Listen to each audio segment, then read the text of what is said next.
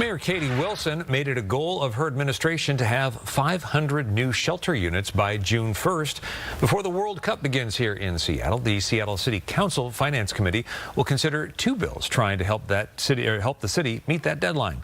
In fact, Sean Chitness has more on a city memo that questions how likely all of those beds will be ready in time for us to join. Sean, tell us about this.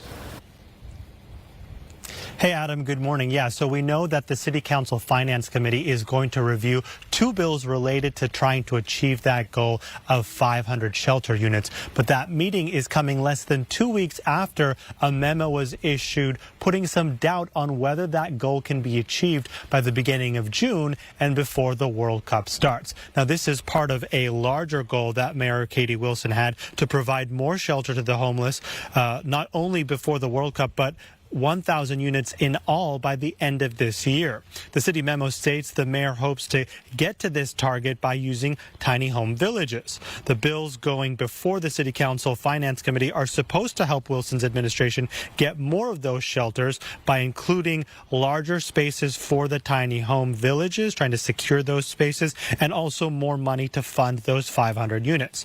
But the memo explains even if the mayor gets leases secured by the middle of this month for those tiny home villages, they expect the earliest those shelters would be ready is July 14th, which is a week after the last World Cup match here in Seattle.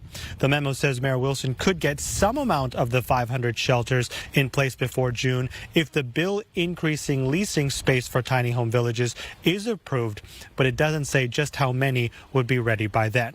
So the City Council Finance Committee will begin its meeting to review those two bills later this morning. Live in Seattle, Sean Chitness, Fox 13 News.